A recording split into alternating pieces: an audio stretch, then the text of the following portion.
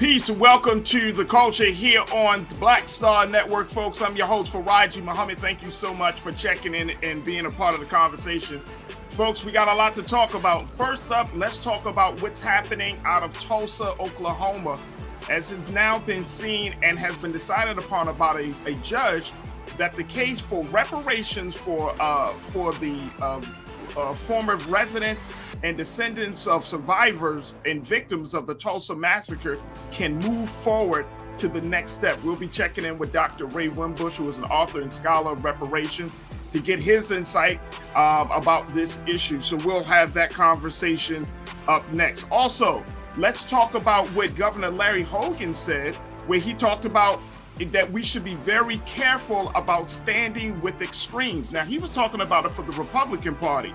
I'm asking the same thing. Can the same case or same question be asked for the Democratic Party? Are we gone to a place of extremes in this country? We'll have that conversation. And then later, we check in with Dory Taylor, who's going to talk about remaking learning in the country, as one organization is planning to make learning after the pandemic more accessible in 17 cities.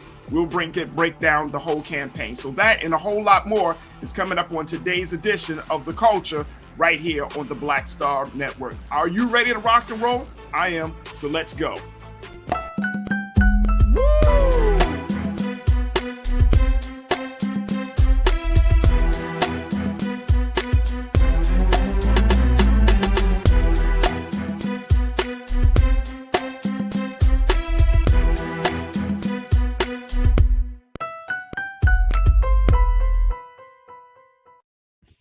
Folks, welcome to the show. I'm so happy and excited about some of the big conversations that we got lined up for you today, as we're going to jump into one of the big discussions around reparations. And this is coming out of Tulsa, Oklahoma, where there was a recent order about the Tulsa massacre, survivors and the victims of that massacre, and really what should be done? How should that situation be made accountable for those who are responsible? Now, this is the big question that has been looming over court cases for the past few years, not just the past 1 or 2. I'm talking about at least 20 years, folks, where the question has been asked, well, what about justice? What does justice look like in the case of the Tulsa massacre? And so today we wanted to have a conversation about this, because it was just announced earlier this week that Judge Caroline Wall said that the motion to dismiss this conversation, or to dismiss this motion where defendants sought a motion to dismiss the case where plaintiffs are seeking reparations, Judge Caroline Wall said that was granted in part and denied in part, which essentially means that the case can proceed and move forward as they are seeking justice for the victims and survivors of the Tulsa massacre. Now, one of the lawyers and the attorneys of the case, Mr. Solomon, let me make sure I'm getting his name correctly, Demario Solomon Simmons. He is a plaintiff. He's an attorney for the plaintiff in the case. And one of the things that he said is that there are only literally a handful of survivors left from the Tulsa massacre. And Keenan, let's put this quote on the screen. One of the things he said was this: when you work on something for 20 plus years, folks, check this out. You have defeat after defeat. You have client after client die. To know I have 3 living survivors that are here with me right now feel this partial victory, it means everything. Now, Mr. Solomon Simmons has been saying that he's been working with these clients, 3 of these clients that he has over the age of 100 years old.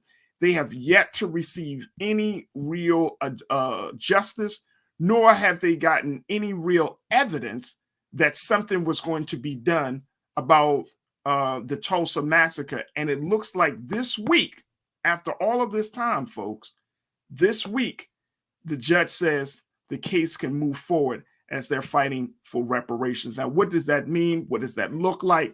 we are going to be joined in a few moments by Dr. Ray Winbush, but we wanted to bring New Culture crew member Kia Gladden into this conversation first to get her take on it, and then we bring in Dr. Winbush very quickly. But Kia, thank you again for checking in. You are an educator, you are a researcher. What does this mean for you? What do you take from this recent judgment from Judge Carolyn Wells? So there's a lot of things that I have. My One of my biggest things that actually scares me about this is, um, without even trying to be a conspiracy theorist, but I'm trying to figure out why it is that they've been starting this case for a number of years, but particularly back in 2000, in the year 2000, right? And now we have only three survivors left, right? So at this point, what they're attempting to do is, it seems like, sort of waiting them out, because we have what, two that are 107, one that is 108. So that story is about to be not told anymore.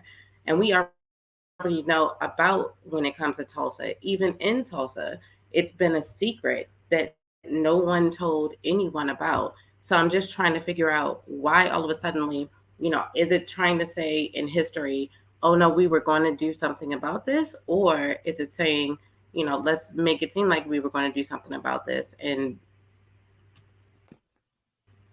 we no longer have any survivors to actually tell that story. Yeah, yeah, and I think that's the race against the clock that the attorney for the plaintiffs have been talking about, which is And why dealing with. and dealing with, right? One of the survivors, and Yes. I want to make sure I got her name correctly as well. She's about to turn 108 years And old, eight. and Yes. so her attorney said, "Hey, Can we make a decision quickly because her birthday is coming up on the May the 10th, and Right. we want to make sure that she can be around for this. Know Like her this will be a story. great birthday Exactly. gift for her." Because it So would be it's going really, to be really. very interesting. I want to bring in Dr. Ray Winbush, who is Sure. an author. He is a scholar.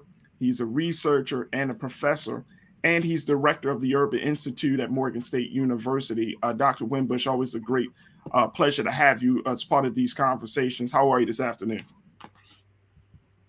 Good to see you. Good, good. Dr. Winbush, you've been dealing with and working on the issue of reparations for at least 30 years. But one of the things that we're seeing from this Tulsa massacre, and correct me if I'm wrong on this, Doc, I have not heard Tulsa being brought into the conversation of reparations. I did not know that that was a goal for this unfortunate, tragic part of our history. I did not know that they were asking for reparations. I know that they was asking for justice, but I didn't know specifically they were asking for reparations. How did that happen? Well, it happened, as you said earlier, the Tulsa reparations case has been going on for at least 20 years. Um, People forget that Johnny Cochran, the late Johnny Cochran, was one of the lawyers for the plaintiffs in the case, as well as Charles Ogletree, who teaches at Harvard. And, Brother Ogletree, we call him Tree, he's now suffering from Alzheimer's. So this is a case that is long overdue. Uh, I remember when Sister Viola Fletcher was in her late 80s, and people were saying, we've got to do this quickly. And now, as you say, next week she turns 108. Uh, Leslie Randall, she's 107, and Hughes Van Ellis is 101. And so we've always looked at the Tulsa case as being a critical case. I first learned about it, and it's important to note this, that John Hope Franklin was my professor at University of Chicago a long time ago, millions of years ago, when I was working on my degree. And his father, Buck Franklin, was the attorney for the victims of the Tulsa, Oklahoma massacre in 1921. They would not let them sue then. And the judge 20 years ago told them, well, we don't think that the effects of the 21 riot are still being felt, which is a lie, of course. So that Judge Wall moved this forward is a major victory, major victories. So there was a part of this, Dr. Winbush, that I thought that was interesting, which was the not the attorney for the plaintiffs, but I guess the prosecutor. And I want to make sure that we bring up the fact that this prosecutor, John Tucker, he's representing the Tulsa chamber. And basically he was trying to make the case that what happened 100 years ago, it really, and they call it, they looked at the I guess the charge as public nuisance. So before I get to his case, I want to get your understanding of this and help us to understand. Well, they're saying that public nuisance in what regard? Well, see, we've tried every angle on this, just every angle on this. The idea that Brother DeMario, the lawyer for the plaintiffs now, is saying is that it was a nuisance. And this, you got to understand the word nuisance is a broad legal term. Yeah. That what happened in 1921 damaged the community. It was a nuisance to the community. I mean, that's an understatement. Right. It was a massacre, but under the law, it's the last thing that you can actually do in this case. That's why this case was so important. And I think the sister said earlier, and it's very true, and it's not a conspiracy theory. They are trying to wait out till all of the victims of the massacre have died. I remember when testimony before the House back in like 2005 or 2006, there were something like 20 survivors of the massacre. Now Yes. we're down to 3. Yes. And what's really interesting, I'll say this and I'll shut up. J.T. Tucker, the mayor of Tulsa, he was so, excited about building the park, apologizing and everything. But he is one of the persons opposed to reparations, including also including the guy that you just mentioned, the head of the Chamber of Commerce. There's 7 defendants in this case, and both the mayor as well as the head of the Chamber of Commerce are one of them. So Mr. Tucker said that that the massacre happened too long ago to warrant a charge of public nuisance, and that the courts need to really look at and evaluate how much of the law behind public nuisance would extend to cover a circumstance like this. So how do you think that would play out in the next step of this whole process, Doc? Well, I think they're going to be able to prove this. We really have confidence in this lawsuit. If you can imagine for a moment, there was a major uprising in Atlanta, Georgia in 1906. In fact, W.B. Du Bois was living there at that time. Now we see Atlanta, what do they call it? The Black Mecca. Film studios there, Black middle class, solidly, Black mayor, so forth. That would have been Tulsa had not the massacre occurred. Instead of us saying we're all going to go to Atlanta to live, we would have all been saying we're going to go to Tulsa to live. Fact. And so, the mayor doesn't have a leg to stand on. It's amazing that when it comes to white history, we want to remember it and still see it as important. So most recently, we celebrate the impact of 9/11 right now. We always talk about remember the Alamo. We have Memorial Day, what happens on the 4th of July. But when it comes to Black suffering, we want to say, well, that's over with. Yeah, slavery was bad. What happened in Tulsa was bad, but that's over with. That happened 100 years ago. So when it comes to Black suffering, we want to get through with it quickly. Yeah, very, very much, very much. And Nakia, when we talking about that level of Black suffering, I mean, it was brought up during this recent court trial that this massacre was likened to an oil spill.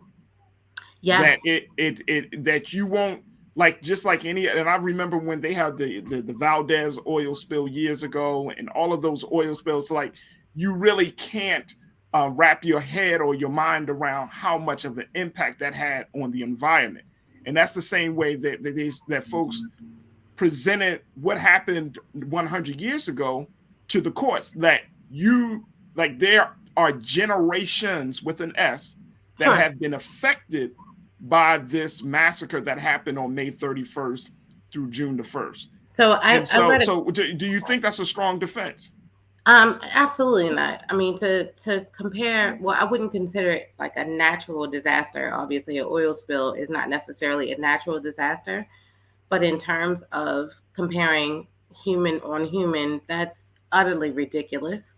Yeah. To compare those two, and it's actually offensive, and it's offensive to the descendants of those who did suffer through that. I got to listen to the story earlier today, of the three survivors, and to hear their story and to see that she said, I think about this every day. You know, they saw bloodshed, and for what reason?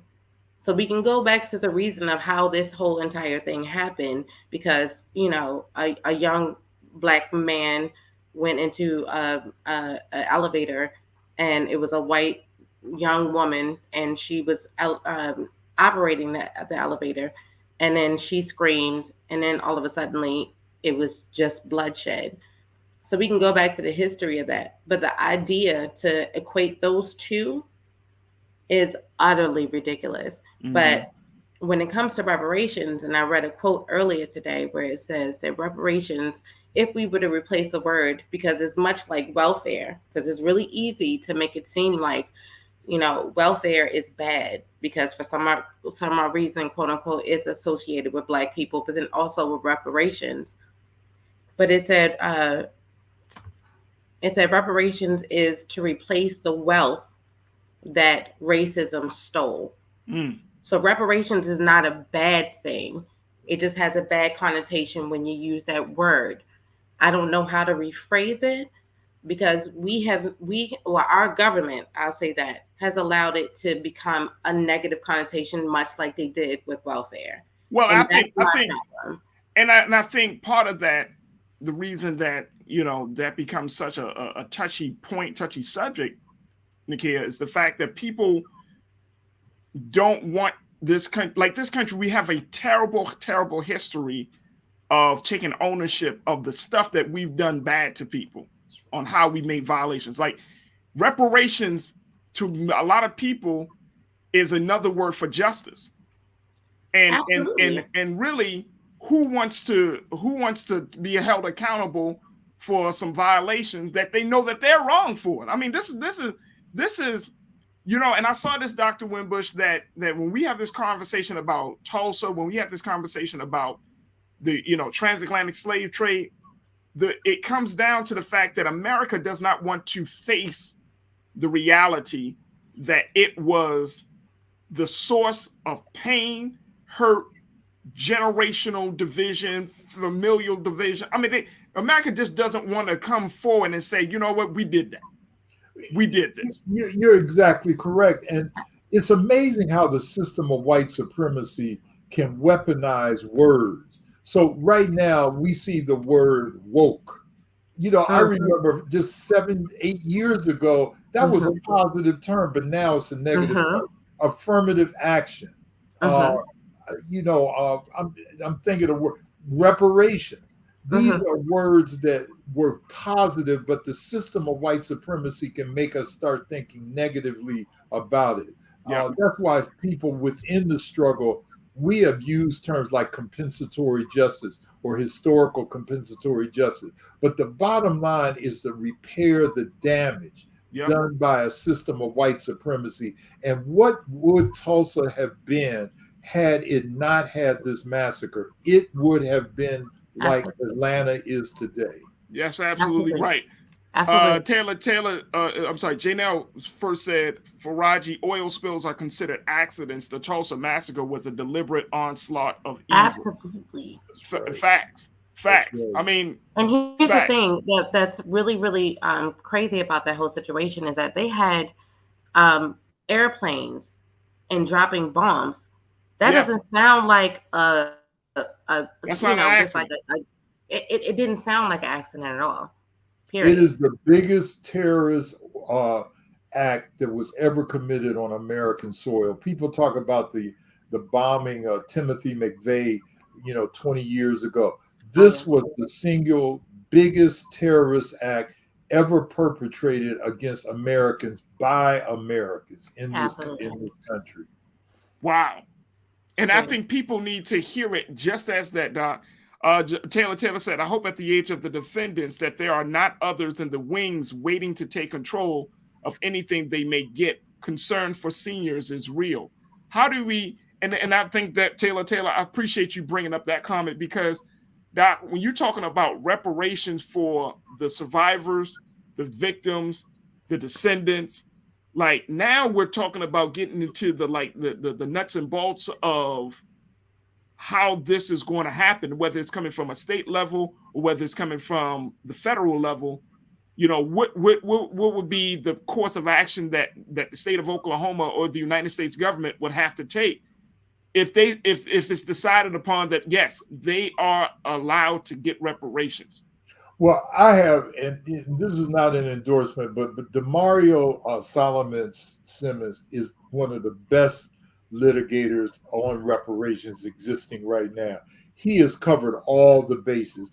His mentor was Johnny Cochran and Wow. Charles Ogletree. He knows that there's a potential because I've had people ask me about the reparations. Well, these people may not be around in a couple of years. What's going to happen to the money? Look, Demario got this under control, and just like we know, we have to trust what he's doing right now, and he's making sure that none of that happens. He is on the case. And that's one of the big things that I think that people are looking at, Doc and Nikhil, because people are trying to figure out, okay, if this goes through, then this might set the precedent for other racial incidents that have occurred on American soil by white people, by other people against black people. That's This will open up a Pandora's box, Doc. I will say this: the mayor is saying, like, although he's made it seem like he's stressing that this is something that he cares about. The problem is that he's also saying that, okay, well, it's not fair to charge the descendants of those that happened before because this is 100 years ago. How can we charge them tax wise and all those things? So, and that's been a problem with reparations for a long time. It's like, okay, well, I didn't do it. I wasn't here, but you benefited from it. You killed our wealth in the process. So we have every right to come after the wealth that you were able to benefit from, if that makes any sense. It makes a lot of sense. And we have to remember that very, very radical left-wing president, Ronald Reagan, gave reparations to Japanese Americans. Yes. In 1988, 40-something odd years prior, for an incident. The idea of reparations, America has recognized that it owes something to people it has wronged. Even Abraham Lincoln said, after us being enslaved for 250 years, saying, we've got to give them 40 acres and a mule. So people recognize that historical injustices have to be rectified by current generations. And this is what the reparations lawsuit in Oklahoma is all about. Absolutely. Doc, I know we this conversation is an ongoing discussion, but is there anything that you would recommend that we keep our eyes on as it relates to this case?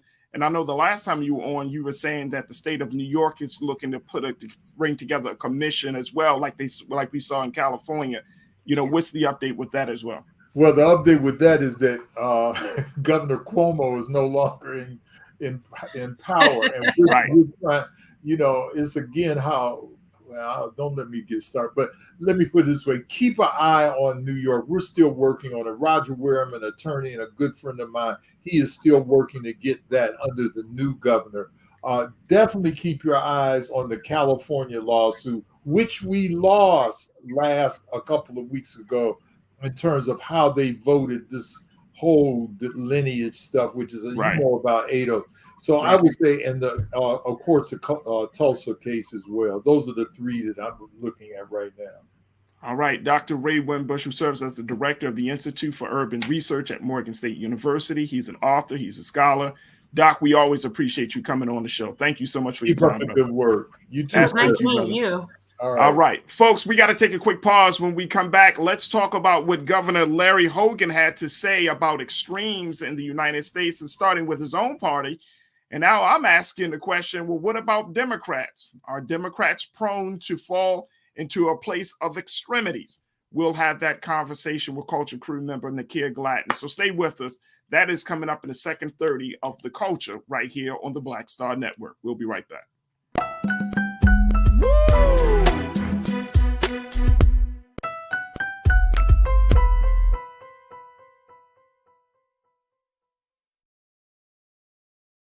Don't you think it's time to get wealthy?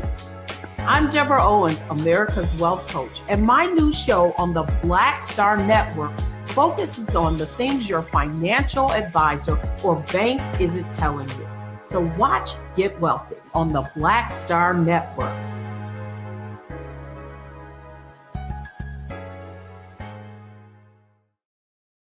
Pull up a chair, take your seat. The Black Tape with me, Dr. Greg Carr, here on the Black Star Network. Every week, we'll take a deeper dive into the world we're living in. Join the conversation only on the Black Star Network.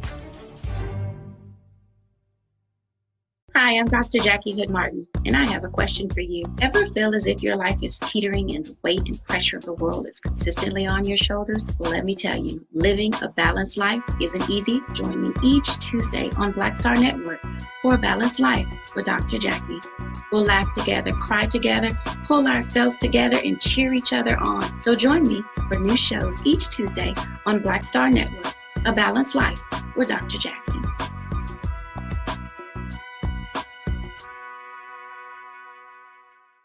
It's time to be smart. Roland Martin's doing this every day. Oh, no punching! Thank you, Roland Martin, for always giving voice to the issues. Look for Roland Martin in the whirlwind, to quote Marcus Garvey again. The video looks phenomenal, so I'm really excited to see it on my big screen. Support this man, Black Media. He makes sure that our stories are told. See, this difference between Black Star Network and Black-owned media and something like CNN. I got to defer to the brilliance of Dr. Carr and to the brilliance of the Black Star Network. I am rolling with Roland all the way. Honored to be on a show that you own. A black man owns the show. Folks, Black Star Network is here. I'm real revolutionary right now. Roland was amazing on there. Stay black. I love y'all. I can't commend you enough about this platform that you've created for us to be able to share who we are, what we're doing in the world, and the impact that we're having. Let's be smart. Bring your eyeballs home. You can't be Black-owned media and be scared. You dig?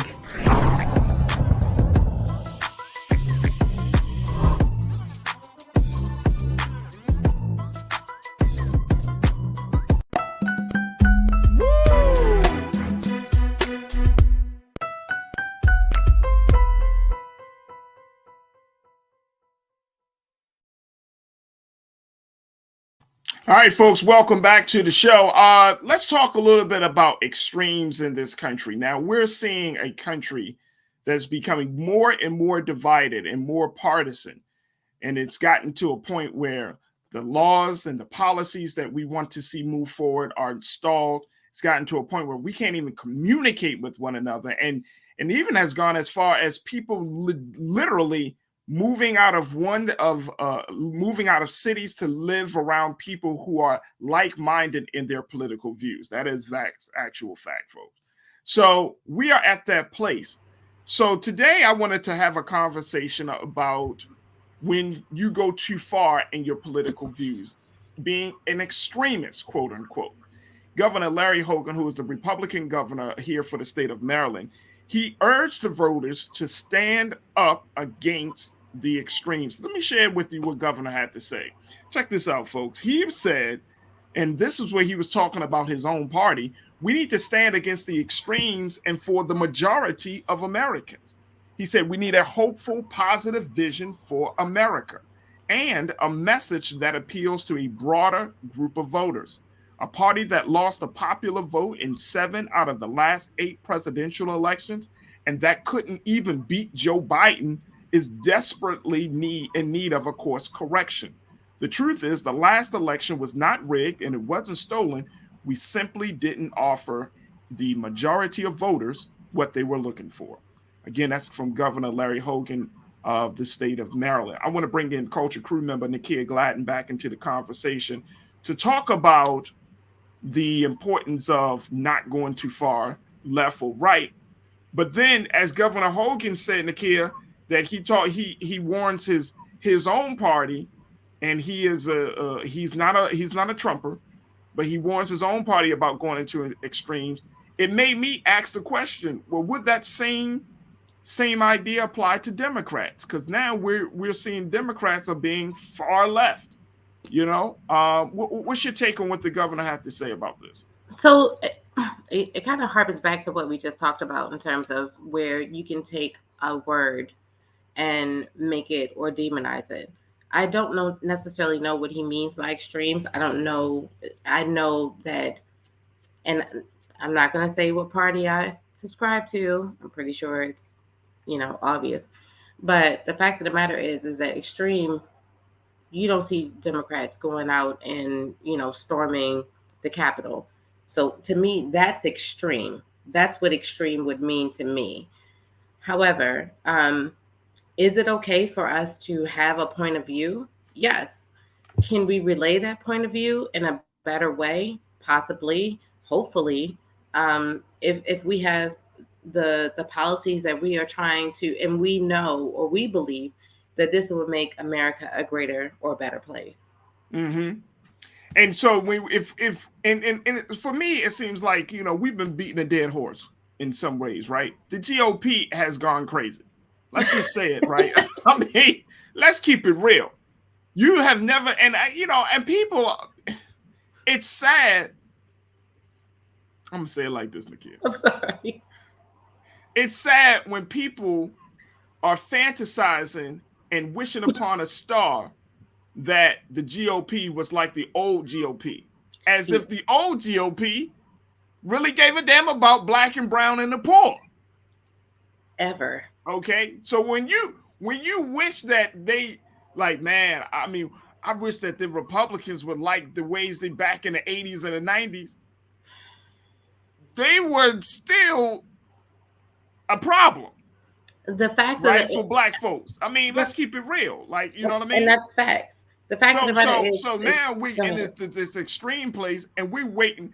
So we went from Satan, and like, I wish, man, we in a satanic space. Now we asking man, where's the devil at? I want the devil again. Like, what the hell is going on?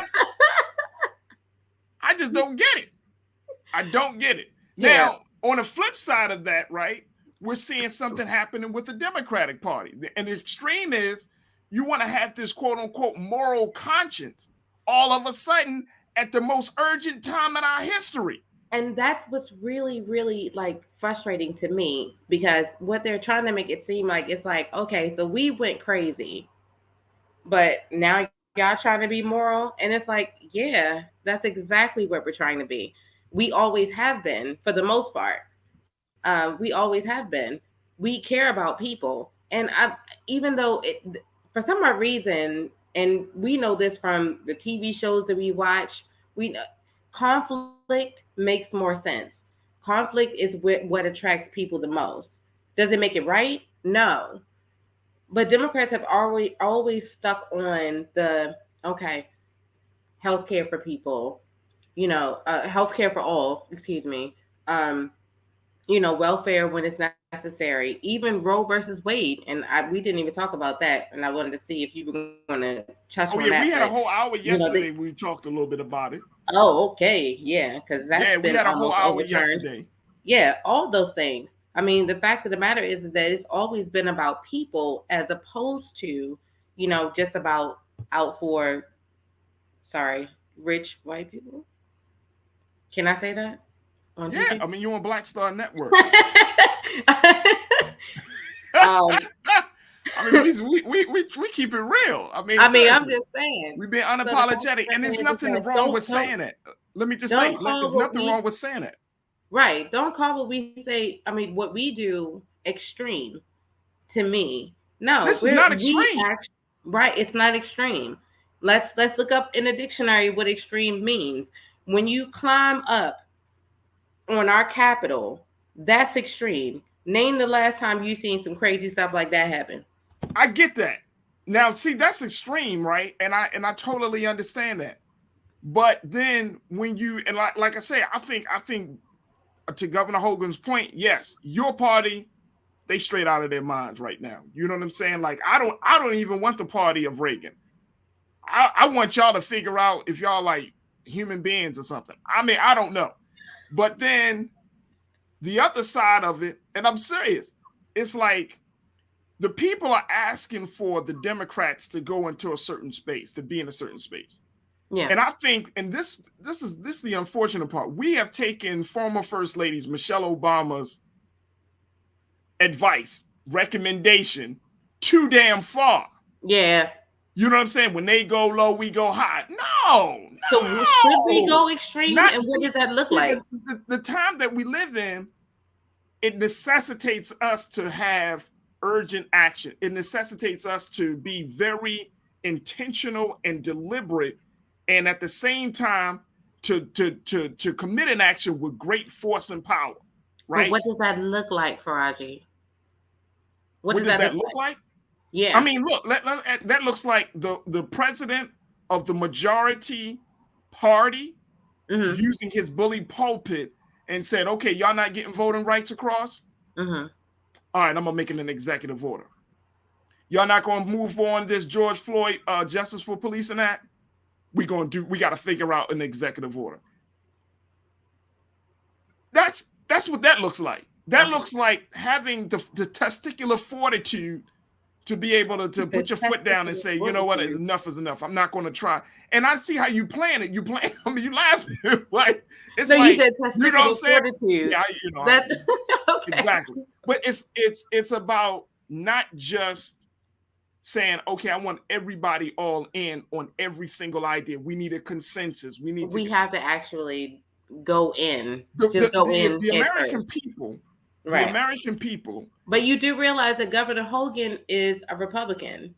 So I know I know he's a Republican. I'm pretty sure that you are fully well known. I mean, I don't know. I just wanted to make sure that everyone else was known or knew about it. But he's a Republican. So for him to say that, it's like it's something that needs to come from Nancy Pelosi or someone like that. That is, you're going to speak to me. I think it comes better from Governor Hogan because he's a Republican. I think, but he was talking to us. No, he's talking about his colleagues. He's talking about his other Republican friends. Okay, he knows the GOP is gone wild. You know what I mean? He already knows that. Yeah. So you don't think he's talking to constituents at all? I mean, yes. I think he's definitely talking to some constituents. Say it again. I said there was a little bit of that in there too. I understand because I mean, obviously he has to dial back. What is her name? Because I can't even stand this woman enough to even talk about it. But Marjorie Taylor Greene. Mm-hmm. And then Sarah Palin is now running. They have a whole lot of things going on over there. He needs to talk to them. So I totally get it. And honestly, and here's the thing, and this is why I wanted to have the conversation is because I think for all of us in this country, we have to figure out where we stand. Right? And if you're a part of the Republican or the Democratic Party, you have to figure out that, okay, what am I willing to do and what am I, willing to move forward on and what am I not willing to move forward on? What am I willing to fight for and what I'm not willing to fight for? And I think that's what the governor is saying. Like, I get it. Like, you do have to stand up to extremes because at the root of extreme thought or extreme action is dissatisfaction. My thing is that I feel like now that we have all gotten to the point of just everyone on this side and that side, some more extreme, obviously, than others. I think it's going to be a level of exhaustion. Like, what are we fighting for? Are we all fighting just to make it so that we are okay, humanity wise, that we all can feed our kids, that our gas prices are not $4.29? I think that's what it is now. And I think I talked to my aunt in California, and it's like $6 there. Which what? We all are fighting for the same thing. Are we? In terms of the extremes, I feel like the more extreme, eventually everyone is just going to get burnt out and frustrated and say, how do we fix this? Well, here's the thing. And I think that I'm going to have to disagree with you on this one. That sounds like fantasy, right? The reason, yes, it does. It sounds like you're in a dystopian reality. The euphoria of it all. You in an Afro future, sis. Leave me alone. Leave me alone. No. But here's the thing. I think that I'm not sure if we are all fighting for the same thing. Every day, as much as people say that they want, freedom, justice, and equality, life, liberty, and a pursuit of happiness, that looks very, very different from from person to person. I truly believe that. I agree with you. I think that, look, hell, we can go and say in the Black community, freedom, justice, and equality, life, liberty, and the pursuit of happiness, all are different things. We just had a conversation about reparations. Yeah. Something as common as repairing the damage that was done to Black people in this country. When you talk to Black people about reparations, we all have varying ideas about how to repair that damage, what will be sufficient to repair that damage. That's the America that we're living in. We're living in a very, very individualized America in this country, right? Like we're living at a place where the individual interest has taken over the collective identity, the collective interest, where we have no sense of collective interest as of yet. I'm not saying we will never get it. I just truly believe we're not there yet because the culture doesn't speak to collective interest. The American ideal, the American dream, however you want to call it, the American experiment, it all speaks to relative too, making yourself great. Yeah. I mean, you can challenge me. I don't have a problem with that. I just don't think that we're fighting for the same thing anymore. But that's the thing. Do we even know what we're fighting for? I mean, that's another issue. We're fighting from past stuff. We're fighting for present things, and we're also fighting for future things because we're fighting for our kids. So this struggle is real, and I have no idea. But if you're telling me if you're calling me extreme when it comes to what I'm fighting for now, what I'm fighting for my past, and what I'm fighting for in terms of my future, in terms of my kids, then call me extreme. I'm okay with it. Well, everybody's fighting for your kids, right? Like we all that's probably the only common thing. We're all saying, oh, I'm gonna fight for my family, I'm gonna fight for what's right. Even the simple thing of what's right. Right. Is it right to discourage a woman from making a choice about her body? In your eyes, you might say, or in my eyes, we might say, that's not right. Well, I'm a woman. So right, and then woman. As a man, I'm going to say, that's not right. But in the eyes of some other individuals, and I'm not just talking about white people, I'm talking about just people in general. People in general. In the eyes of some people, they might say, well, that's up to the state on certain things. Yeah. That's what they would consider to be right. I don't know. You know what I'm saying? Like, is it right to deny people the ability and the exercise to cast a ballot? No, that's not right. But go to Texas, go to Florida, go to Georgia, go to some of these other states. Go to Maryland. Guess what? they think that's the right thing to do. Yeah. Yeah. So even our view of what's right versus what's wrong is and even the fact that you brought up voting in terms of extremists, they've been trying to take away our voting rights. They've tried to take away a whole lot of things. And I'm talking about one party in particular. We already know who it is, but they've been trying to take away our rights. If you want to call anyone extreme, it's obvious. Democrats are not trying to do that at all. And or independents. I guess we can like put Bernie Sanders in there somewhere, but no one is trying to do that. They are specifically, and Al Gore wrote a book, about the fact that being as though that he worked in government obviously for a long time, and I happen to did so at the same time. But he said they bank on the ignorance of their constituents. They don't want you to vote. They don't want you to know.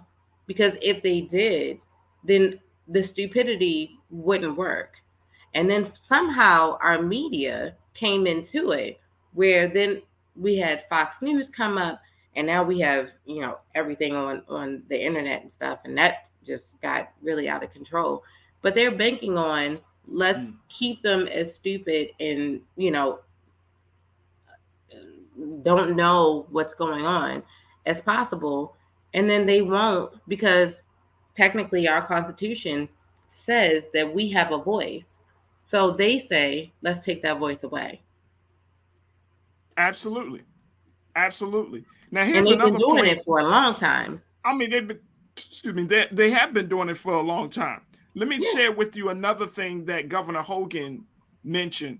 He said, quote, Joe Biden said he would govern from the center and unite the country, but instead he caters to the far left extremes of his party and flails from crisis to crisis, showing weakness to the world.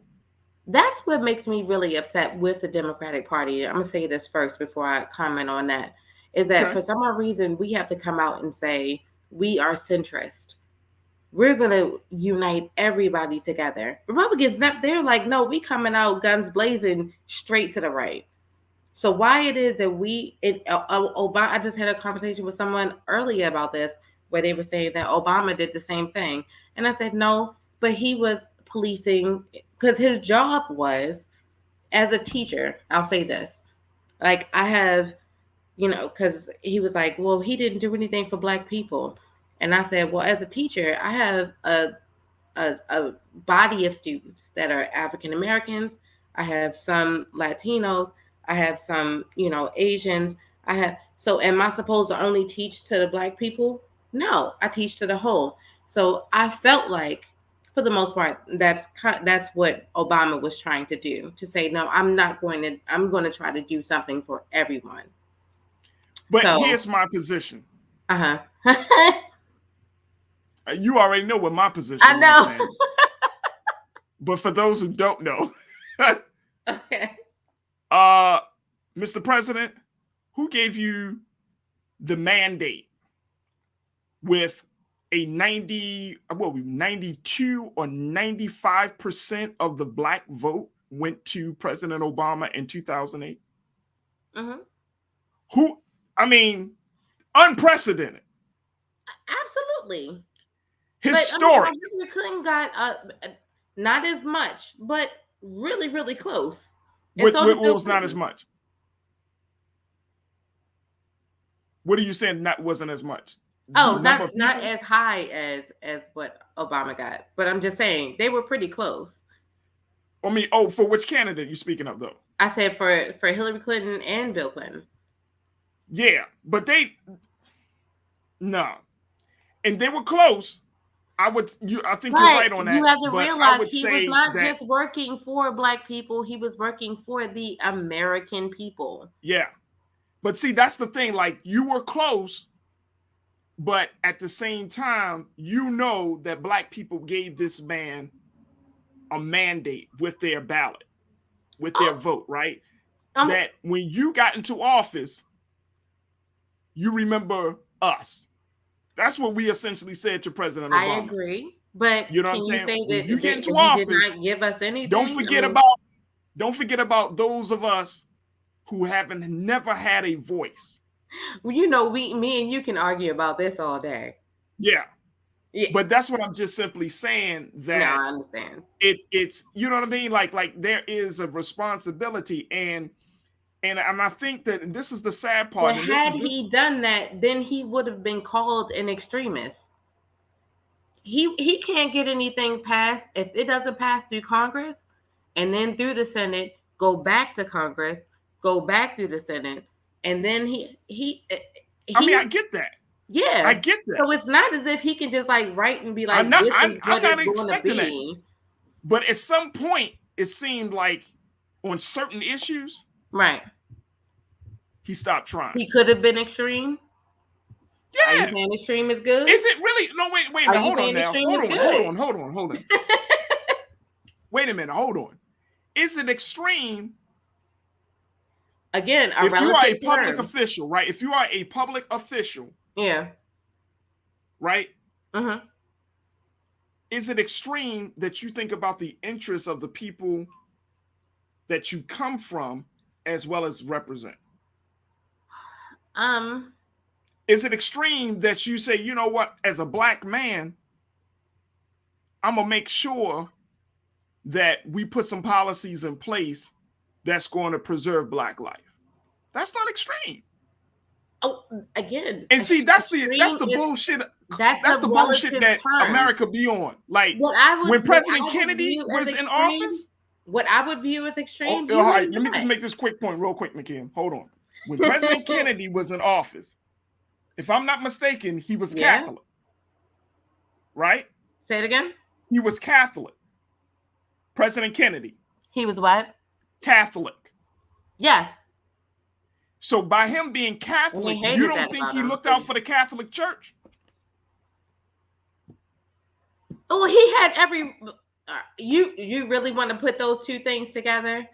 I'm making a point that anytime, if we had an Irish president, you don't think he would look out for the Irish community? I'm pretty sure I'm pretty sure he would. You if don't the think Irish community was under attack, a lot more than everybody else. Right. If we had an Asian president, you don't think that if the recent attacks against that Asian president would not take a hard stand on protecting people of his community? That's sure, just natural. But not as vocal. And same with any type of a Latino. I don't think that they would be as vocal. Much like him, he had to try his hardest to just stay in his lane. I'm not saying it's right. I mean, I would have went in there guns blazing, like, oh, y'all made me president. All right, let's go, Black people. I mean, that's all I'm saying. I would have done that. Let me just, and this is the sad part, because it's not about throwing shade on President Obama. This is not about throwing shade on him. He said in himself in his new book that he said that he was trying to appeal. How did he put it? He said, I was trying to appeal to the morals of the opposing party. Right? He was trying to get the moral. He was trying to basically go high. My point is, and this is not, we saw a rash of killings of police officers killing Black men and women. Yeah. Really, that's been under his term. Before Obama was even born. It was always present, but it became really to the forefront of the national psyche. We got to see it, but it was happening. Well, we know that. Rodney King. We just celebrated. We just acknowledged 30 years ago. Yeah. We know that. Yeah. But I'm saying, like with the situation around the police killings, that happened under Obama. The ones that were seen, I will say the ones that were seen. Trayvon Martin, 2012, right? And what did he do? He came out immediately with a hoodie on and was like, "This is not right." You think that Trump would have did that? That's not enough. What did you want him to do? Go in and shoot the what did you want? What was he supposed to do? Man, use that bully pulpit. We should have had a Justice for Policing Act back in 2012. I believe they tried to do a reform. I know he sent Attorney General Eric Holder out to the various police departments across the country. He did he did that. But I'm saying taking a hard stance, not just an emotional or moral stance. I'm talking about a hard stance. And that's not, and I mean, come on, man. You got little black boys and girls being shot down in the street by police happening so often, right? People are getting upset. People are protesting. People are marching. And you mean to say that you not just, and I know the position that he was in, but I'm just saying that was part of the reason why. Let's bring it back to an end because I told you I have to go pick up my little bit. I got what you. I'm saying is that would you consider him? I appreciate you. Would you consider him an extremist had he done that? No, I wouldn't either. So that's why I said extreme. Saying someone is an extremist is a relative term. Extreme to me, however, is you storming and climbing up like monkeys. That's extreme. But even in that, I understand that when white people or black people, when you get so upset because your injustice is not being addressed, your grievance is not being addressed, you will take irrational means to try to get some reconciliation. I agree with that. All right, Nakia Gladden, who is an educator, researcher, we appreciate you, newest member of the Culture Crew. Thank you, Nakia, for joining us. See you soon. All right, folks, I got to take a quick pause. When we come back, we're going to try to do something very, very different. We wanted to start to open up the space so that way we can get your questions, your comments, and let's have a little chit chat. You could talk to me, I can talk to you, but I want us to have a conversation about various issues. Now, I'm going to still stay on this part about extremes, right? Are we in a space that we should stand against extremes? And I want to get your take on it. I've been reading some of the comments from our Facebook and our YouTube page, and I want to get more of what you have to say. So, folks, I want you to post your questions, share your thoughts as we have this conversation. And we have this special segment about Ask Me Anything here on The Culture. So we're going to take a quick pause. When we come back, we're going to get to your questions, share your thoughts, and get into some great conversation. So stay tuned for that. It's The Culture here on the Black Star Network.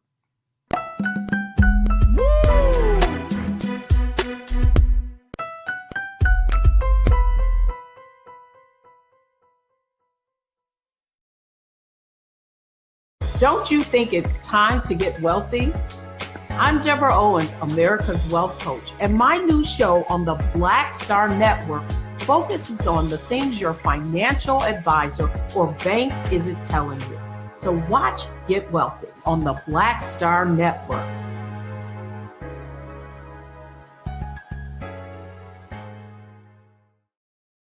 Hi, I'm Dr. Jackie Hood Martin, and I have a question for you. Ever feel as if your life is teetering and the weight and pressure of the world is consistently on your shoulders? Well, let me tell you, living a balanced life isn't easy. Join me each Tuesday on Black Star Network for A Balanced Life with Dr. Jackie. We'll laugh together, cry together, pull ourselves together, and cheer each other on. So join me for new shows each Tuesday on Black Star Network, A Balanced Life with Dr. Jackie.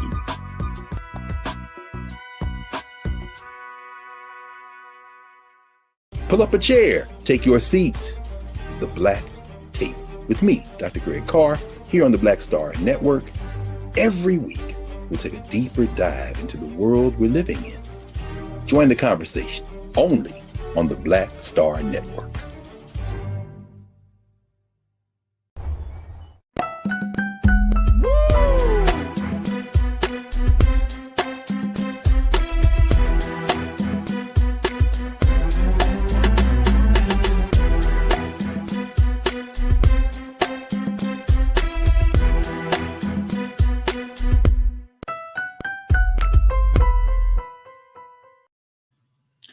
Folks, welcome back to the second hour of The Culture here on the Black Star Network. Folks, we're going to do something a little different.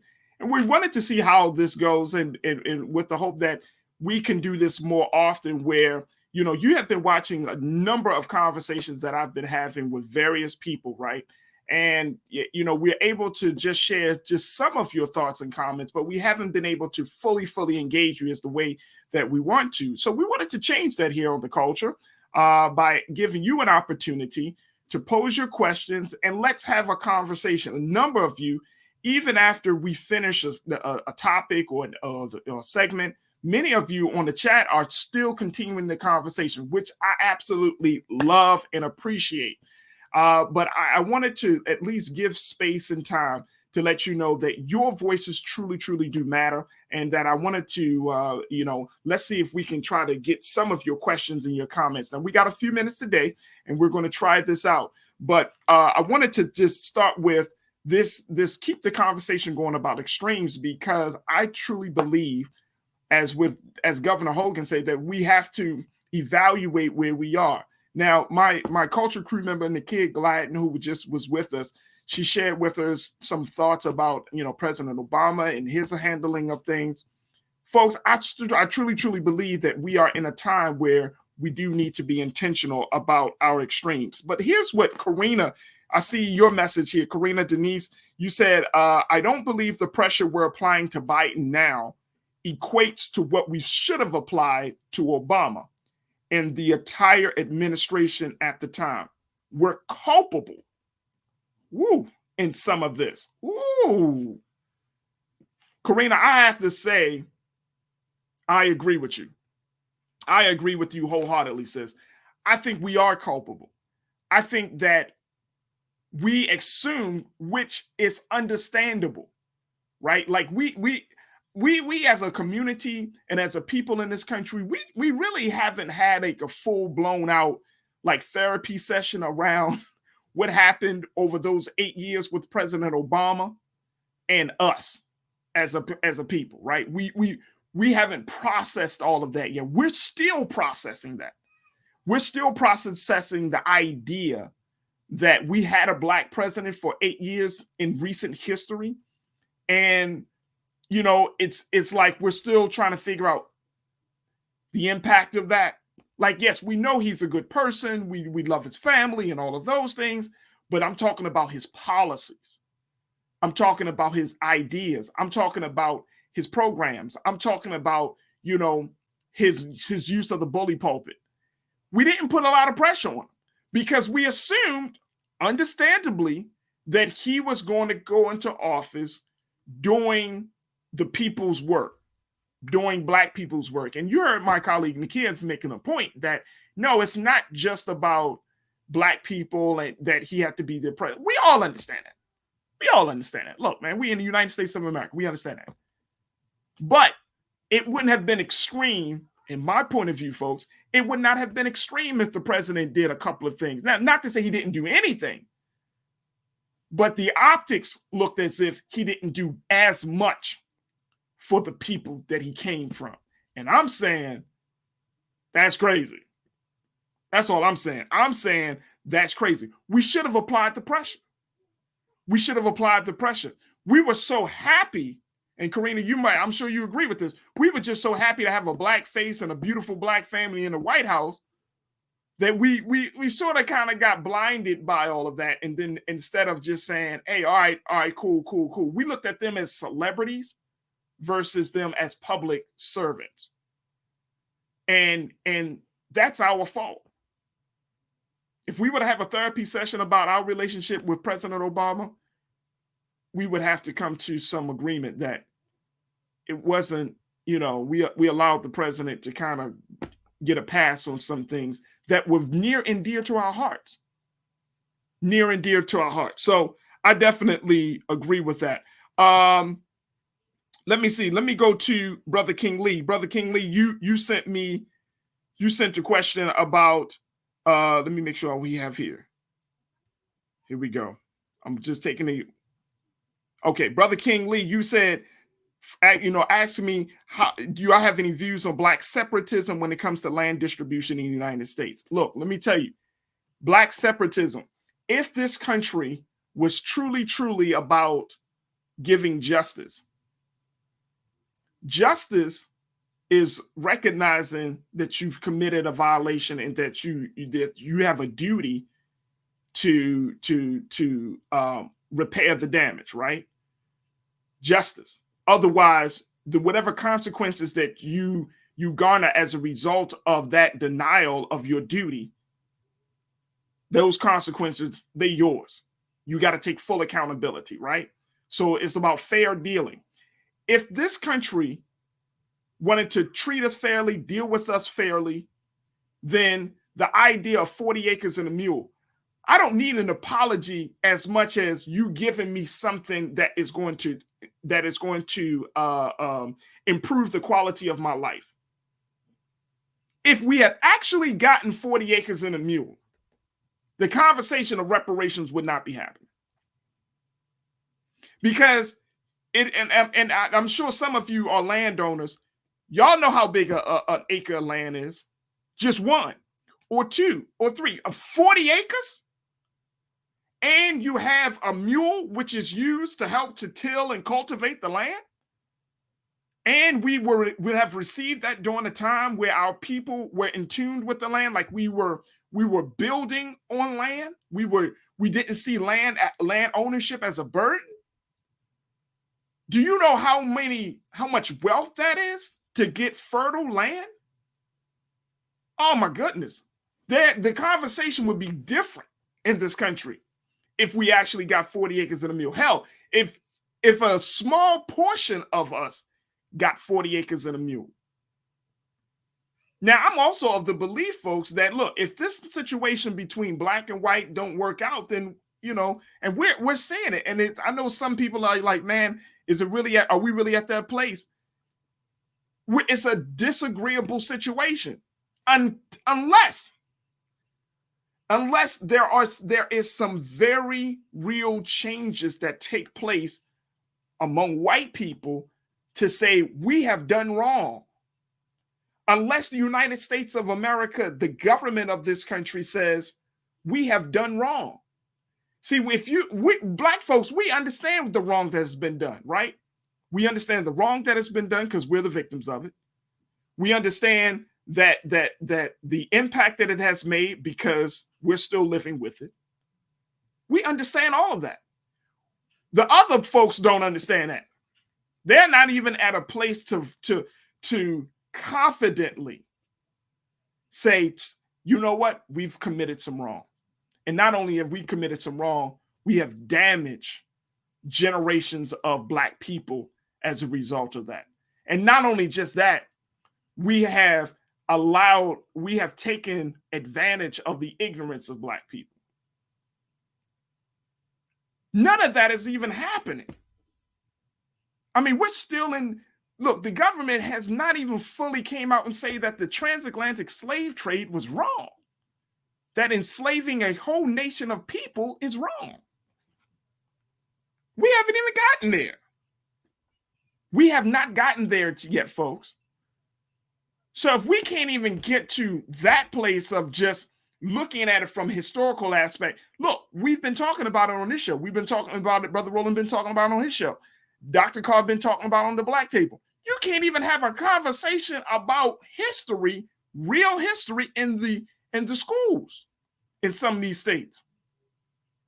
They're just in such a state of denial. We don't want to talk about it. We don't need to address it. We don't need to deal with it. So what is the last alternative? If we can't live in peace. Come on. Janelle said, truth and reconciliation is not something the U.S. is interested in. Not at all. Not at all. The U.S. is not interested in two things. Let me add to that, Janelle. Truth, injustice, and reconciling. Because guess what? From the view of the United States government, I'm not going to apologize to a slave. I'm not going to apologize. And I know that may be harsh to some, but that's what it is. Sports, you brought up a question. Why doesn't RMU discuss black on black crime or dysgenics? I don't know, brother. I don't know. I mean, I know that when the time that I was on Roland Martin Unfiltered, we talked about black on black crime. So I'm not sure. Are you asking about it as a regular thing or anything? But I know we brought it up. Dr. Carr, Reese, we all talked about those things. So I'm not quite sure, brother. Let me take a look here. Really, Juanita Jennings, you said, really, what has America ever given black people? Had America ever admitted wrongdoing? To other people, to other people, yes. Yes, America has admitted wrongs to other people, but America has not fully admitted the wrong to us. America has not fully admitted the wrong to us at this point, folks. And that's the problem. That is the problem right now. They haven't, and here's to add to that. Not only has America not fully admitted their wrong to us, we have not forcefully demanded it. Because the moment that we start to, and have you noticed the trend in our culture? The moment that we start to, get a certain level of consciousness, something else kind of takes the wind out of our wings, right? Something just kind of diffuses us a little bit. There is something that's given. Let's look at what just happened recently with 2020, with all of the racial protests that happened as a result of the killing of George Floyd and so many others of our brothers and sisters. People are on the streets. People are demanding. People are saying, and then you have this response from corporate America, from the educational institutions. Their responses has been what? Oh, we'll put some money towards racial justice. We'll put some money towards social justice. The NFL, the NBA, the MLB, and all of these places. We'll do little of this and we'll do little of that. Did that change the full dynamic? At the time, it sounded all well and good. People were like, victory, victory. Oh my gosh. You got the NFL admitting that they were wrong. You heard the commissioner. Oh man, maybe, Captain was on or something. I wasn't in that mindset. Victory. So at the time, we thought it was victory. 2 years later, look at all of these companies. They gave us breadcrumbs. And some of them didn't even fully, they pledged. Let me just share this with you, folks. They pledged that they would change things. You got one of the largest streaming platforms, Netflix, completely, fired Black women, Latino women, Asian American writers. Which really changed. Police are still killing. We've been talking about Patrick Lyoya. We can't even get policy passed. So when you're talking about the changes, I'm still waiting.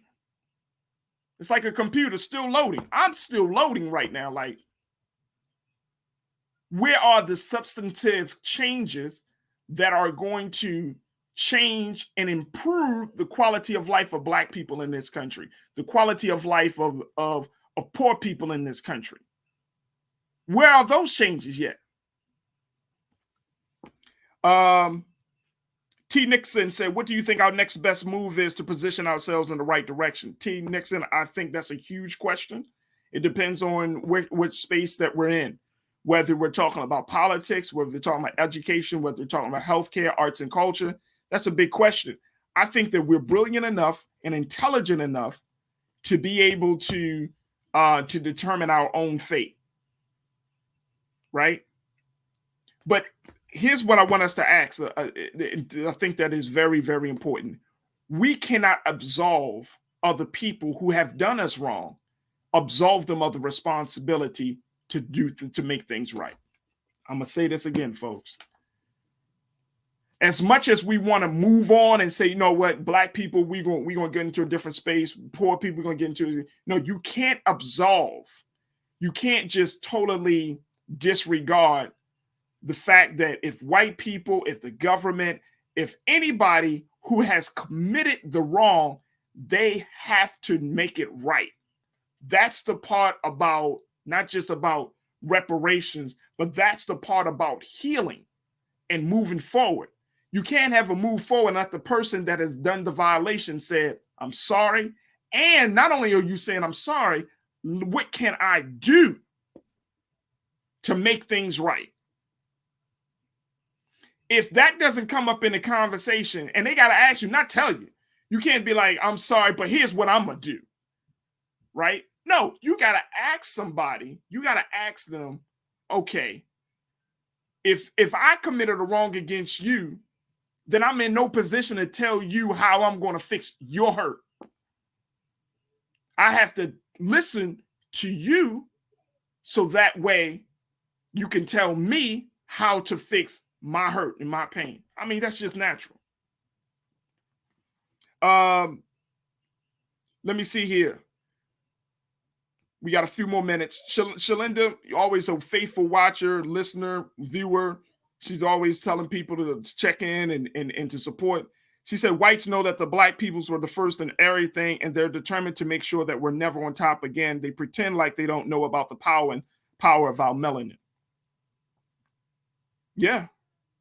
I think that, and I think that, and for us, we can't, this is not about white supremacy, black supremacy. This is not about those things, because the conversation can get way left. This is about the fact, when I heard, for example, that the racial wealth gap in this country, that in order for black people to catch up to where white people are in terms of the racial wealth gap, you know how long it would take? I've heard scholars and researchers say well over 200 years. I'm not making this up, folks. Y'all can do the research yourself. 200 years? Who has time for that? You know how many generations that is? You know, who has time for that? I mean, if we are talking about getting us on equal footing, there has to be some things that's done en masse that has to happen. En masse. It can't be just, oh, we're going to do a little bit of this, a little bit of that. No, we need some stuff done en masse. You need policy. You need institutions to change, right? But the biggest thing, and this is why we have our show, folks, the biggest thing is our thinking, attitudes, which create the culture that we live in. And if we haven't addressed the cultural impact of all of these things, it's like my brother D. Chase, when he came on, remember I was talking to this brother D. Chase about black artists and how we are at a place right now where you see more black artists taking over some of these major award shows, behind the scenes, producers, executive producers, and all of those things. And one of the things that he said that I will never forget, he said, we as black people, we come into white spaces already adjusting to try to fit into that space before it's even said to us that we need to make a change. If we bring our artistry into a space, if we bring our business acumen into a space, if we're going into a room where white people are a part of the conversation, we already are trying to figure out how to make that shift to accommodate to their interests and their needs before it's even asked of us. Before it's even asked of us. And so we're at that place. And he said that is a result of the slavery experience. That is encoded into our DNA that we really have to deal with. That we have to come to the point where we are authentic in everything that we do, in every space that we're in, without shifting, regardless of who's in the space with us. So we have some work to do there. Let me see if we can get a couple of more. And I wanted to let me bring in very quickly, because we got a few moments left. I want to bring in Nir Muhammad, who is advocate, writer, educator, as we have this part of the conversation. And dear, thank you so much for checking in. How are you this evening? I'm well. How are you? I'm good. We're having a special conversation. I see. And we're just taking questions from our audience. Just ask me anything. And I love the questions that we've been getting from so many people and just some of the concerns. And as we're having this conversation, a lot of people are bringing up issues of race relations in this country, and obviously so. Black Star Network, Brother Roland has always talked about race relations. We look through the lens of race relations. It's something that we can't necessarily get away from, right? Yeah. The previous segment, we talked about the Governor Hogan saying that we have to stand against extremes. He was talking about in the Republican Party. I threw it out there. We could say the same thing about it for the Democratic Party. So we got a lot of polarities that are in existence right now. And I just wanted to get your thoughts on, where do you see us as a people and as a country as we move forward? I know it's a big question, but you and I often talk about these things. So I know you got some things that you're seeing. Listen, the face says everything. Thank you for your answer. No, it's so funny when you meet people and you're talking. And I was talking to another educator today, and it just so happened that we were discussing one of my students, and he was telling me how we both wound up we both used to work at Kennedy Krieger, and we just thought it was really interesting, just the similarities that you find when you start opening up and talking to people. We were really talking about restorative practices in the classroom, and we were talking about how we don't think it's good for the culture. And so we're talking about the culture, and that made me just think about, our culture, as Black people, Black culture. And this was like a big topic for us today amongst some of us Black folk at work. And let me tell you why. Let me back up. A mother broke into the school today to go fight a student. We had a cold blue. Now, mind you, I just talked to my students about the importance of following directions. To fight some students. Yes, that's why I was like, when you talk about the culture and what's been on my mind, this is what's been on my mind today, because I've been having a conversation about parts of our culture that I'm actually pretty tired of. Yeah. And that's one of them. This was a grown woman. She was she broke into the school, because right now we're not allowing parents into the building. They can come to the office, but that's about it. And when kids are coming in the morning, unless they have a reason to go to the office, students are only allowed in because of situations like this. Yeah. The mother was literally in our building trying to find this little girl to fight her, a little girl. And then she was like, get her mother on the phone and tell her mother to get up here so I can fight her. And it's like, wait a minute. Is this how we as Black people are solving our children's issues? You are going up to a school, and this is a child in elementary school. You're trying to fight a child in elementary school as an adult? So, my view of the culture right now is that we need some shifting. We need some healing. Yeah. We need to do some shifting of our mindset and just really get back to even being a community, being able to have dialogue with each other without everything turning into violence. And as an educator, it's just so frustrating because I'm dealing with all these things with children. But then when you see parents come to the school and behave that way, you see where they're getting this behavior from, why they act the way they do, why they talk the way they do. So I just want us to take a moment to be realistic, honest with ourselves about areas and spaces within our own culture that we need to change. And we need to change that fast. Because being an adult and coming up to an elementary school and trying to fight a child, and this is not an isolated incident. Yeah. This is happening all over the country.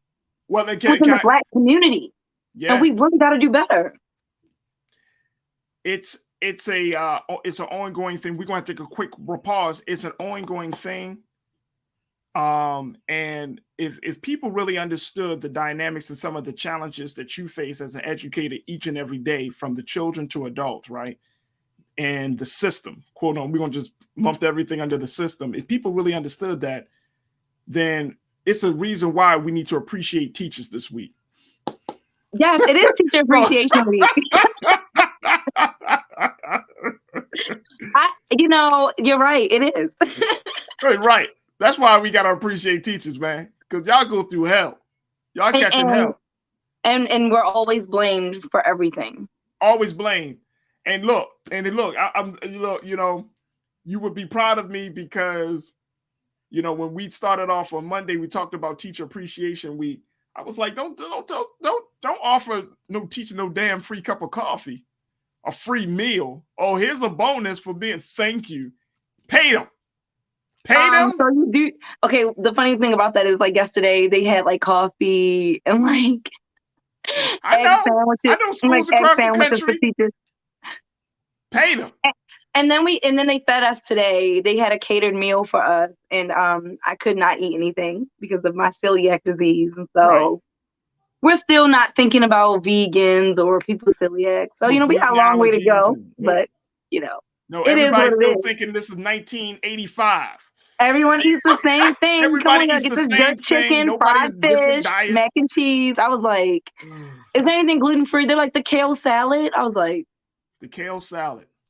Okay, I'm gonna take that. You want me to wait my whole day for a damn kale salad? All right. I did. Hey, look, we don't go away. Obviously, up next. We're going to talk about. We're going to have a conversation about education in this country. We're going to have a very special guest, Dory Taylor from Remake Learning Days Across America, where they are doing some special post-pandemic learning experiences in 17 regions across this country.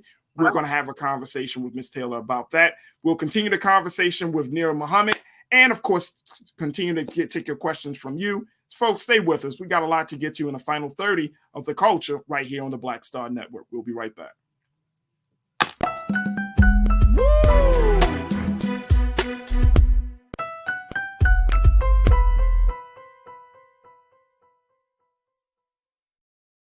Pull up a chair, take your seat. The Black Tape with me, Dr. Greg Carr, here on the Black Star Network. Every week, we'll take a deeper dive into the world we're living in. Join the conversation only on the Black Star Network. Don't you think it's time to get wealthy? I'm Deborah Owens, America's Wealth Coach, and my new show on the Black Star Network focuses on the things your financial advisor or bank isn't telling you. So watch Get Wealthy on the Black Star Network.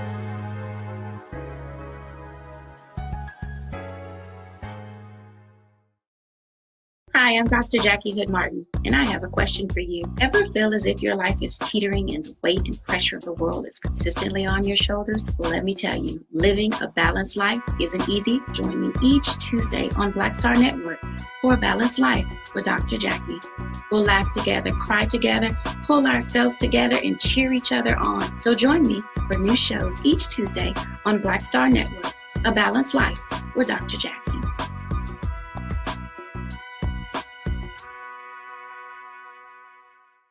It's time to be smart. Roland Martin's doing this every day. Oh, no punching! Thank you, Roland Martin, for always giving voice to the issues. Look for Roland Martin in the whirlwind, to quote Marcus Garvey again. The video looks phenomenal, so I'm really excited to see it on my big screen. Support this man, Black Media. He makes sure that our stories are told. See, this difference between Black Star Network and Black-owned media and something like CNN. I got to defer to the brilliance of Dr. Carr and to the brilliance of the Black Star Network. I am rolling with Roland all the way. Honored to be on a show that you own. A black man owns the show. Folks, Black Star Network is here. I'm real revolutionary right now. Roland was amazing on that. Stay black. I love y'all. I can't commend you enough about this platform that you've created for us to be able to share who we are, what we're doing in the world, and the impact that we're having. Let's be smart. Bring your eyeballs home. You can't be Black-owned media and be scared. You dig?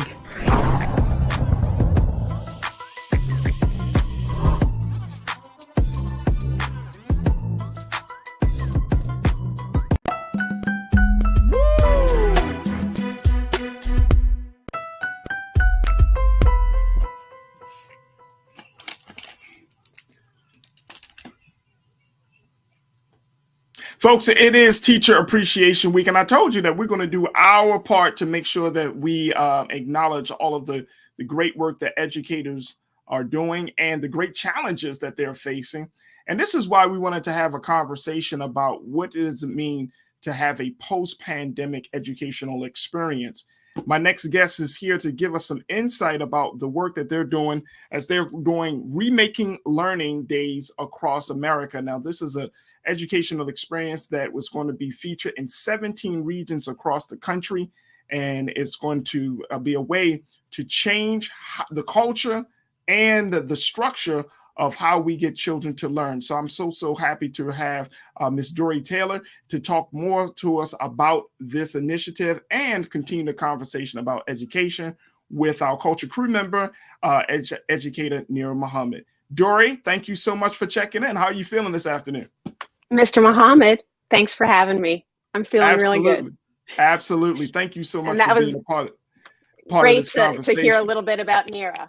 And, yes, where Nira, she's doing some great things. I'm glad I definitely, caught that. Definitely. Mm-hmm. Black girl magic, Dory. What can That's I say? Right. That's right. Go, Nira. So first and foremost, this is Remake Learning Across America. Yeah. This is a big undertaking. Break it down to us like we 4th and 5th graders here, Dory. Talk to us about what the work is all about. Well, this is a learning festival. We say it's the world's largest innovative, hands-on learning festival. And we are in 17 regions, as you mentioned, 4 weeks long. It actually kicked off April 22nd and runs through May 23rd. And we're shining a light on educators. So educators in the classroom like Nira, educators in out of school time spaces, librarians, museum educators, university professionals, and really answering the question, what if all of us were learning allies for our kids? What if we were all working together, striving to do right for these kids and for parents and grandparents and all the caregivers? So we know learning happens, of course, traditionally in the classroom, in the school building, but we know it also happens in our neighborhoods, at the church, at the barbershop, at the library. So we want to celebrate and elevate all the educators in our communities. So you're doing it in a big way. First and foremost, I want to bring Nira. Let's bring her back into the conversation because this is very important to her. But Dory, I love how you just put us in a category calling us learning allies. I love that. Sure. That's a very that's a new term that I'm not familiar with. And so for me and for others who may not be familiar, what does that actually mean? Sure. Well, that came out of Remake Learning Days, which started actually in Pittsburgh. So if we have any Pittsburgh fans out there, it started in Pittsburgh, southwestern PA, in the Remake Learning Network. In 2007, all these educators came together to say, we have something special here between the teachers and the university professionals and professors and the roboticists at the universities, Carnegie Mellon, Pitt. We have something special, and we're really teaching kids in this region in this new technological age. So like the iPhone came out in 2007. So kids are, not going to the library and using the card catalog. They're using, they're going and they're Googling, and maybe now their reports they're going to do a little video and add that into their report. So it's really showing that learning and innovation are evolving and changing. And that's all great when you have educators and teachers who are on board, but you got to get the grandparents on board. You got to get the big brother, big sister. You have to get the uncles and aunties on board. So it's a big undertaking. And we know that there are lots of cities across America who get this and are showcasing this. And anyone can have a festival or hold a festival, but we're just trying to uplift as many communities as possible. And we've had communities sign on and find us here in Pittsburgh and say, hey, we want to join you in this collective conversation, across social media, across radio shows, in newsprint. And we want to showcase what our city is doing, what our town is doing, and how we all are coming together, again, as learning allies. So we are all supporting in the learning that happens with our kids in urban communities, in rural communities, and suburban. So everyone learns. And what are the ways that kids are learning? Sometimes we see that it has to be relevant. It has to be culturally relevant for some kids to catch on. You know, it has to be hands-on, tactile.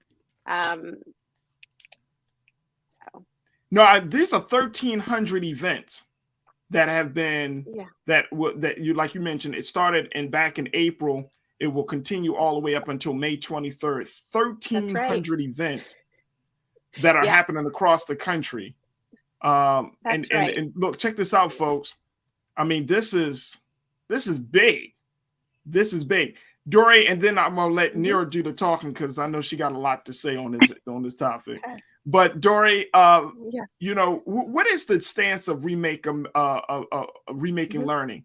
Is it that children are coming into the classroom, coming into the educational space, having various needs, and then that we need to be more cognizant of their needs? I mean, you talked about innovation. What is the biggest innovative element of this program? Well, I mean, we're seeing, you know, we open this up to what we call event hosts. So anyone can open their doors to youth and families to come in and take a look at how they're educating youth. It's a good opportunity for schools to say, okay, this is what we've been doing since August or September. You know, we're doing our STREAM or STEAM or science or arts or maker night for families. So come as a parent. You don't need to break into the school. Come to the school. Come on now. And we're going to show you what we've been doing with your child over the last 9 months. We, you know, feature arts, maker, outdoor learning, science, technology, youth voice, and some career ready events. And it's from pre-K through 12th grade. So we're really trying to showcase all types of learning, hoping that something is going to, you know, reach a kid and they're going to find their passion because they were able to code a robot, you know, with grandma. We're going to grandma coding robots. Yeah, exactly. The unheard Come on, of. grandma. And we had, well, you know, grandma's like 50 years old these days, so. You got that. You got that. Great grandma 60. Stop it. Time out. You want a time out? I'm sorry, Dory. No, I was going to let me throw in some research. We had the Global Family Research Project take a look at Remake Learning Days over the years. Again, from the inception in Pittsburgh in 2016 as a festival to now across America. And they, you know, interviewed event hosts who said, it was our pleasure to open our doors and let families experience how we teach. It was our pleasure to watch youth and their caregiver, you know, do hands-on learning together side by side. And from the parents' point of view or the mentor point of view, they didn't get embarrassed if they didn't know how to use Scratch to code. They didn't get embarrassed if they were, you know, trying to write their own rap song using their own lyrics and poetry. It was just a pure learning experience that was joyful with the kid in their life.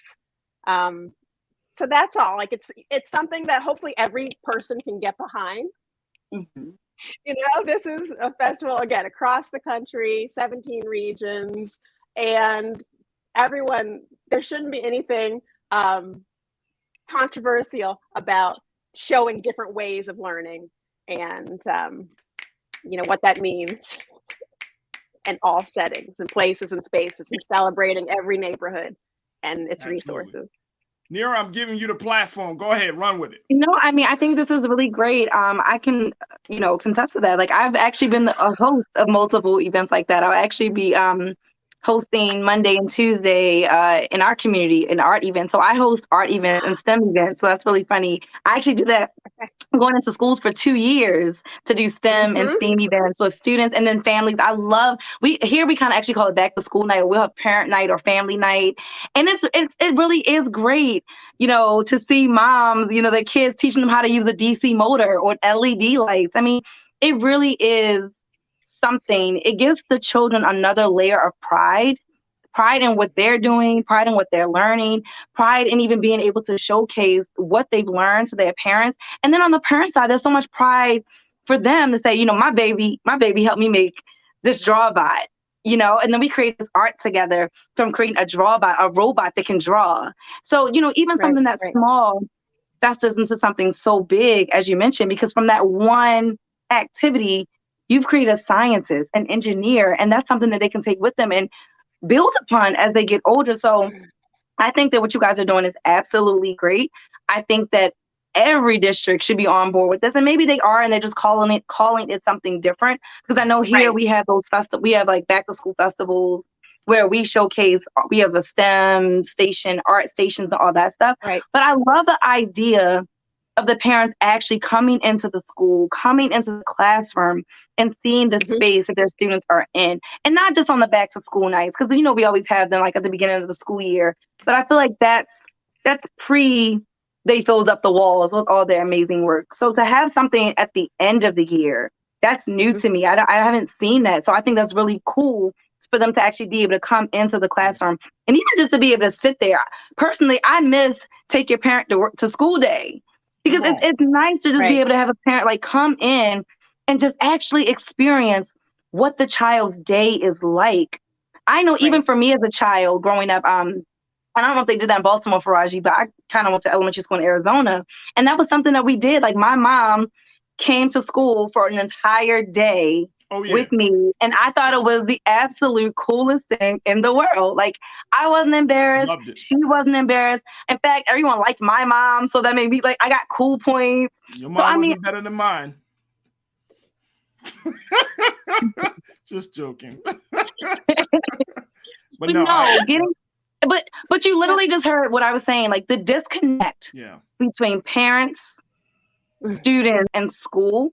It's so major, and it's become such a detriment to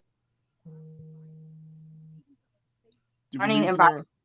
I am 100% behind this. In fact, I want to like forward, you know, you guys' email, I mean, your website right on over to my principal, because I think it's so beautiful. Like we have two parents fighting in the school, and one was, I don't know, she got her clothes wound up being off, and she's running around the school with no clothes. Like these things are happening in our schools, and we really got to find a way to bridge the gap between families and schools and like become one community again, because we really, really all want the same thing: to see these children go on to become successful adults. Yep. And Dorian, when you're talking about, to Neera's point, I mean, when you're talking about bringing all these kind of like, you know, stakeholders together, and to start the conversation of rethinking, reimagining what education would look like. You know, Neera and I talk about it, and I've talked about it here on the show all the time. You know, we had a whole discussion about pandemic learning, how after 2 years, you know, third graders and preschoolers and first and second graders and even up to third grade, like they did not have certain skills. They didn't have fine motor skills. They couldn't tie their shoe. I mean, their whole the life skills were just thrown off as a result. I was teaching one of my third graders how to tie their shoes today. That's this, like you literally just said that. There's one that I tie her shoes for her every day, and we've been working on her shoes, and another one today. I didn't even know that he didn't know how to tie his shoes until today. Wow. Well, one of our regional leaders of the festival is in Philly, Demetrius Roberts, and we've had this discussion about learning loss. Like, yes, learning loss is real. It is a thing. Some skills were lost, and especially for those most in need of the hookup of internet or of having computers. But there was also learning found in other aspects of life. So I agree. I think we all learned a certain level of resiliency too during that time. You know, things that we thought, like at the beginning, I cannot do this. Even as educators, you know, we were having meltdowns too with technology, with how am I going to teach online? We did it. We did it. And we were as successful as we could be, or, you know, the effort that you put into it, is in some ways the effort that you get back. And you find ways to be creative. And then that comes into like, how creative are you?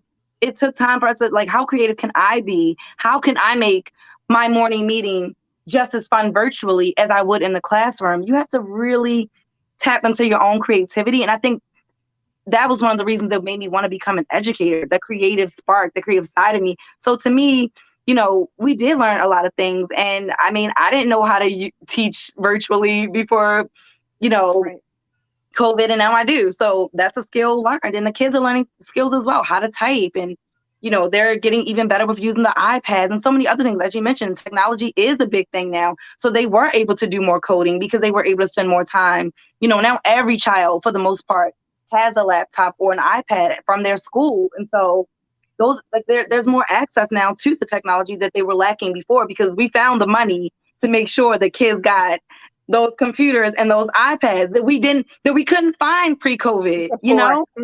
Yeah. So as you mentioned, there are some great things that have come out of it. Some learning found. Yeah. And I'm also seeing, I lost him. But also seeing, again, more culturally relevant teaching happening and events, you know, speaking to, you know, these events are for Black girls and they're finding their voice. Finding events that are, you know, on mental health, and come out and do art and making and talk with your family members about mental health. So we're seeing a lot of those events. Food and nutrition, for sure. And Dory, to also add, you know, in terms of, you know, how Remake Learning Days across America is addressing some of the disparity in education from this vantage point. We had a conversation here on the show talking about the number of, or the lack of Black male teachers. And we discussed the fact that, you know, when you look across the educational landscape in this country, only Black male teachers only make up about 2% of the teaching staff and personnel. Is Remake Learning Days across America, are you guys like emphasizing certain things to happen in the educational system as much as you're providing these opportunities? I would say no.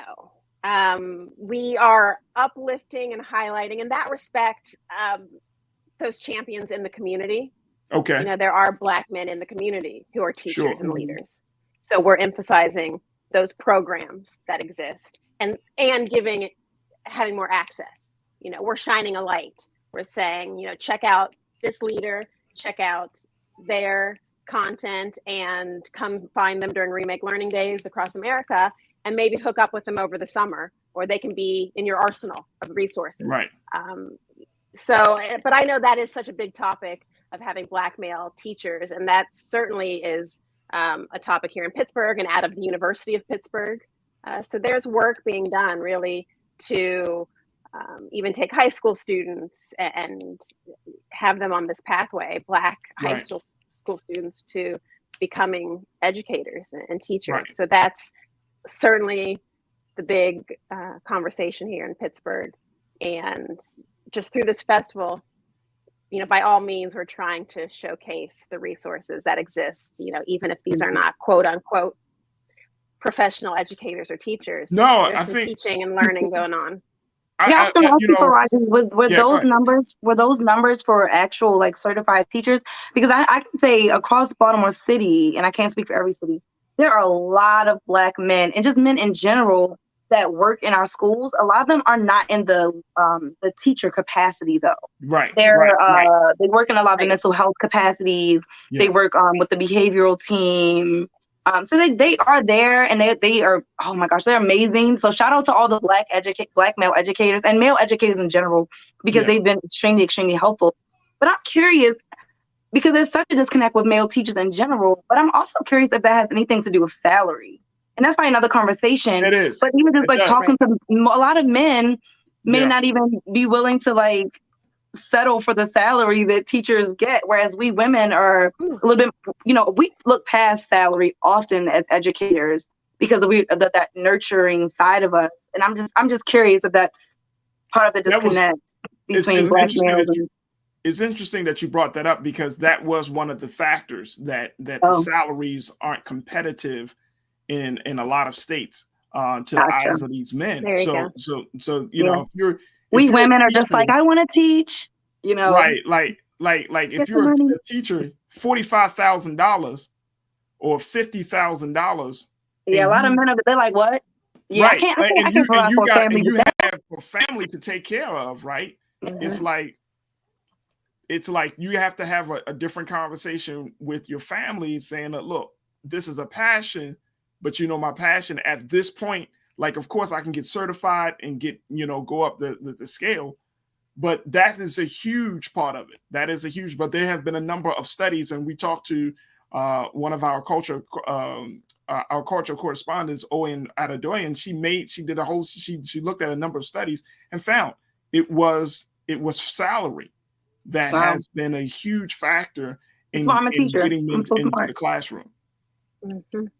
So it's an ongoing thing. And Dory, I'm really excited that we had a chance to at least just shed a light on the work that Remake Learning Days across America is doing.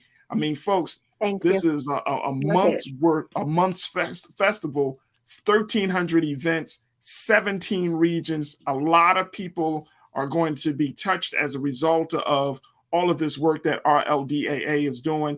And, it's exciting. I'm happy to hear that there's some innovation. I'm happy to hear that there's STEM, of course, is going to be a part of it. It has been. And then it's asking for community partners, not just people inside the schools, but outside of the schools. I mean, these are all of the, Near and I talk about this often, but these are all of the components that you need to make a successsul education experience. So, Dory, we appreciate you so much for doing this. Thank you. And as Nira said, Nira's doing it. I mean, there's so many educators already doing this and doing it. And so we're trying. Absolutely. Yeah. I just need to get paid more. But Farajii, I celebrate you because you're doing it as well. You started your own radio show. I mean, back in the day. Oh my gosh! So why you call me out like that, Dory? Wait. This is it. This is there are teenagers who are like, I want to do what he's doing. So we have a number of events at radio stations and with youth and radio. So they're going to be. Hey, up look, there. let me just tell you something. Look, we can have a conversation offline. Black Star Network, the culture is all about being in the streets. So yes. Yeah, put him to work. Hey, look, the culture is all about being in the street. So we will be loved. I would love to have a conversation.